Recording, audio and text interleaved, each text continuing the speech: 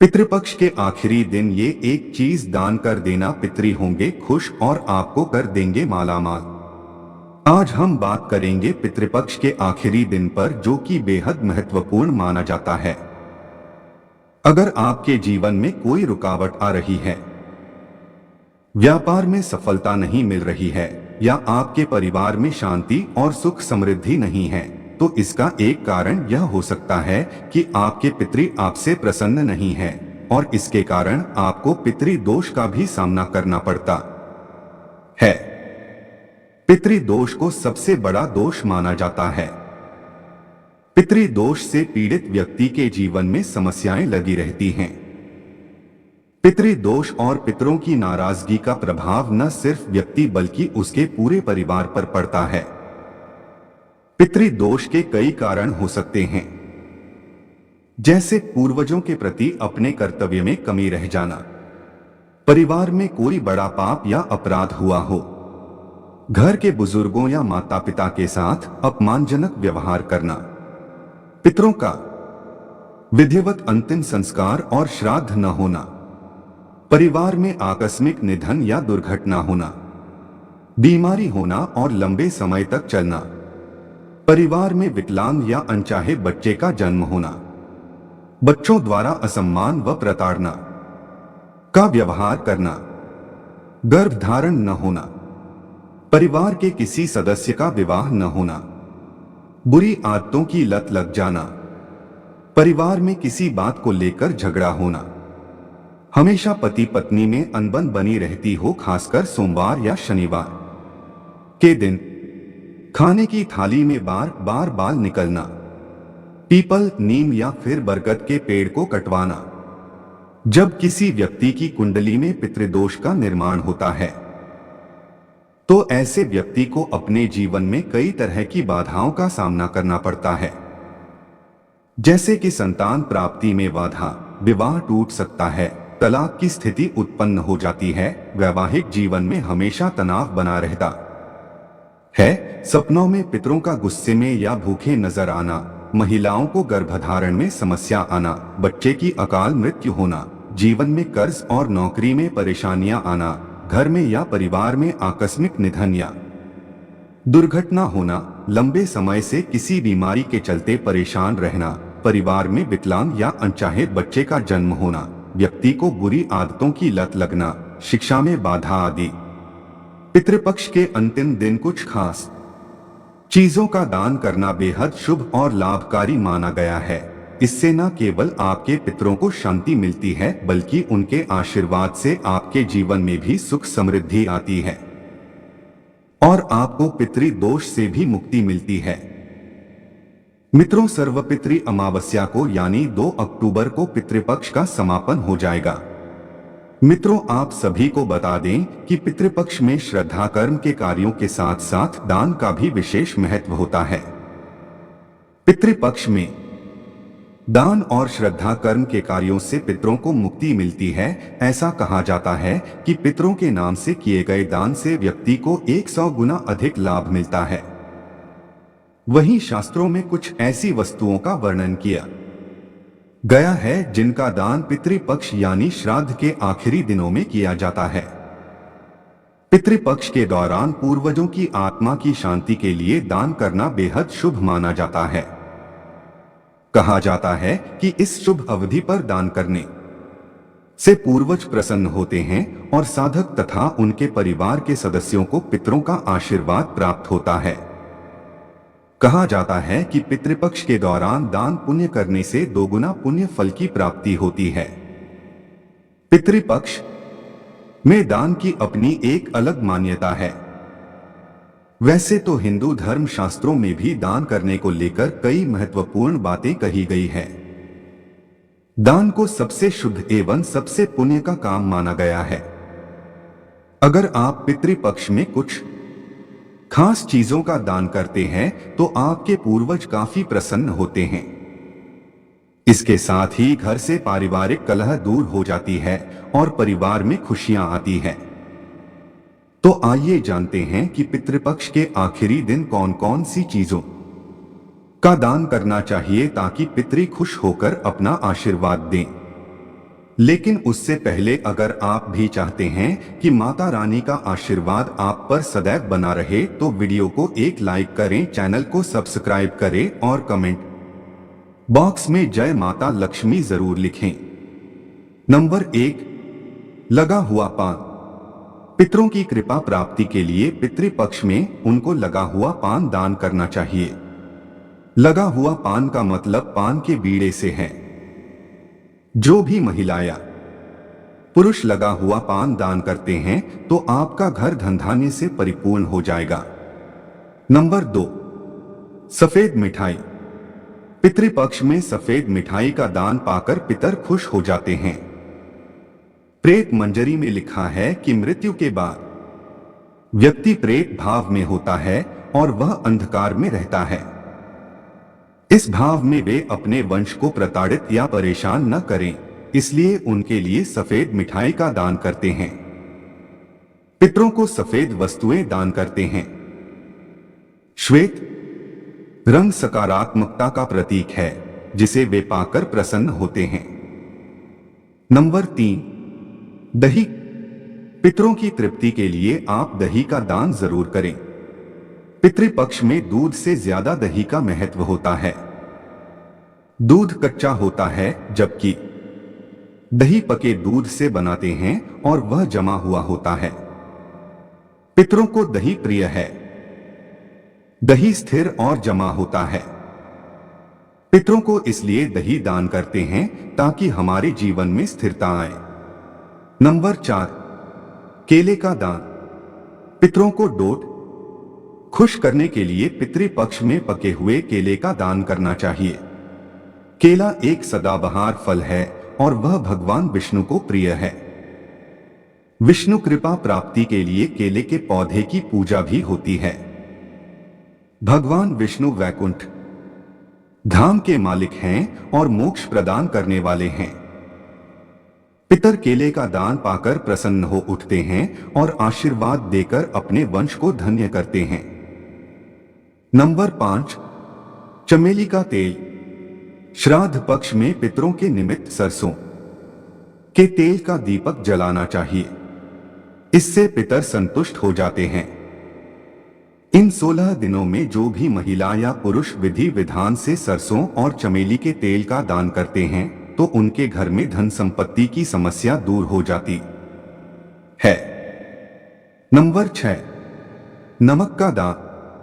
पितृपक्ष के दौरान आप सफेद नमक का भी दान कर सकते हैं। पितृपक्ष में सफेद नमक के दान करने से पितर प्रसन्न होते हैं और अगर आपकी कुंडली में पितृ दोष है तो पितृपक्ष में आपको नमक का दान जरूर करना चाहिए। इससे आपका पितृ दोष समाप्त हो जाता है। नंबर 7, वस्त्र दान का दान। आप पितृपक्ष के दौरान किसी गरीब असहाय व्यक्ति को वस्त्र दान कर सकते हैं। वस्त्र दान करते समय आप इस बात विशेष रूप से ध्यान रखें कि वस्त्र नया हो। पुराना वस्त्र दान करने से पितर नाराज हो जाते हैं एवं जातक को दान का कोई फल नहीं मिलता है। नंबर 8, स्वर्ण का दान। सोने का दान कलह का नाश करता है, किंतु अगर सोने का दान संभव न हो तो सोने के दान के निमित्त यथाशक्ति धन दान भी कर सकते हैं। स्वर्ण दान करने से कुंडली में चल रहे पितृ दोष से मुक्ति मिलती है और जीवन से सभी कष्ट दूर हो जाते हैं। नंबर 9, गेहूं का दान। अन्नदान में गेहूं का दान करना चाहिए।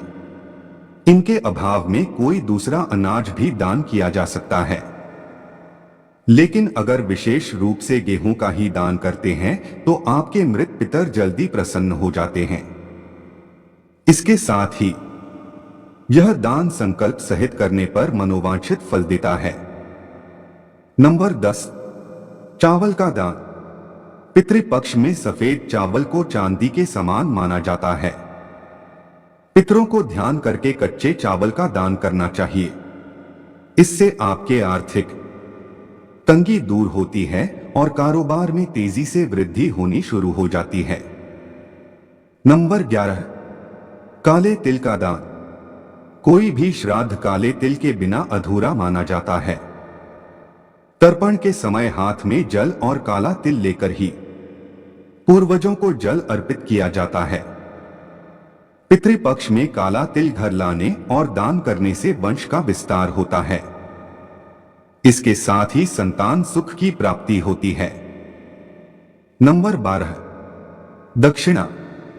दक्षिणा के बिना कोई भी दान फलित नहीं होता है, वह व्यर्थ समझा जाता है। यहां पर दक्षिणा का अर्थ धन या पैसे से नहीं है। दक्षिणा में आप अपने पितरों के लिए कोई पात्र यानी बर्तन जैसे कटोरा, लोटा, थाली आदि दान कर सकते हैं। नंबर 13, कुश का दान। कुश की उत्पत्ति श्रीहरि विष्णु के रोम बाल से हुई है। श्राद्ध में कुश बहुत महत्वपूर्ण सामग्री मानी जाती है। कुश की अंगूठी पहनाकर ही पूर्वजों का तर्पण करना चाहिए। कहा जाता है कि अगर आप ऐसा नहीं करते हैं तो आपके मृत पितर वह जल स्वीकार नहीं करते और वो नाराज हो जाते हैं। ऐसे में पितृपक्ष में कुश घर लाने से परिवार में खुशहाली आती है। इसके साथ ही पितृदोष के प्रभाव से माहौल सकारात्मक रहता है। बिगड़े हुए काम बन जाते हैं। नंबर 14, गौ का दान। धार्मिक दृष्टिकोण से पितृपक्ष में गौ का दान सभी दानों में श्रेष्ठ माना जाता है, लेकिन श्राद्ध पक्ष में किया गया गौ का दान हर सुख और धन संपत्ति देने वाला माना गया है। विशेष रूप से आप गौ का दान किसी ब्राह्मण या फिर किसी गरीब व्यक्ति को कर सकते हैं। इससे आपको कई गुना ज्यादा लाभ प्राप्त होगा। नंबर 15, जौ का दान। पितृपक्ष में जौ की खरीदारी करने से अन्नधन के भंडार कभी खाली नहीं होते हैं। जौ को धरती का पहला अनाज माना गया है। धार्मिक दृष्टि से इसे सोने के समान माना जाता है। पितृपक्ष में जौ का दान स्वर्ण दान के समान फल प्रदान करता है। इससे पितृदोष भी दूर होता है और पितर का भी आशीर्वाद प्राप्त होता है। नंबर 16, घी का दान। पितृपक्ष के दौरान घी का दान बेहद शुभ माना गया है। धार्मिक मान्यता है कि पितृपक्ष में गाय का घी दान करने से घर के पूर्वजों का आशीर्वाद मिलता है और धन संपदा में वृद्धि होती है। नंबर 17, गुड़ का दान। श्राद्ध के दौरान गुड़ का दान कर सकते हैं। मान्यता है कि ऐसा करने से पितरों के आत्मा को शांति मिलती है और गृह क्लेश से छुटकारा मिलता है। नंबर 18, जूते चप्पल का दान। पितृदोष से पीड़ित व्यक्ति को पितृपक्ष के दौरान जूते चप्पल का दान करना चाहिए। मान्यता है कि ऐसा करने से कुंडली के सभी दोष दूर होते हैं और घर में सुख शांति और खुशहाली आती है।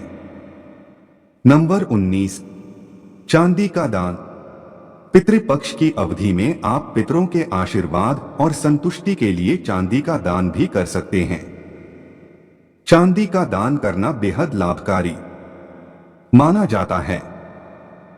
आपको बता दें कि चांदी का दान करना आपके जन्म कुंडली में चंद्रमा को बलि बनता है। पितृपक्ष में भूलकर भी न करें इन चीजों का दान। नंबर 1, झाड़ू। पितृपक्ष में भूलकर भी न करें झाड़ू का दान। मान्यताओं के अनुसार व्यक्ति को पितृपक्ष में झाड़ू का दान करने से बचना चाहिए। दरअसल पितृपक्ष में झाड़ू दान करने से आपको आर्थिक समस्याओं का सामना करना पड़ सकता है। साथ ही पितृपक्ष में अपने घर के इस्तेमाल के लिए भी नई झाड़ू नहीं खरीदनी चाहिए। नंबर 2, चमड़े की चीजें। पितृपक्ष में चमड़े से बनी चीजों या वस्तुएं का इस्तेमाल निषेध है। माना जाता है कि पितृपक्ष में चमड़े का प्रयोग बहुत अशुभ होता है। नंबर 3, काले कपड़े।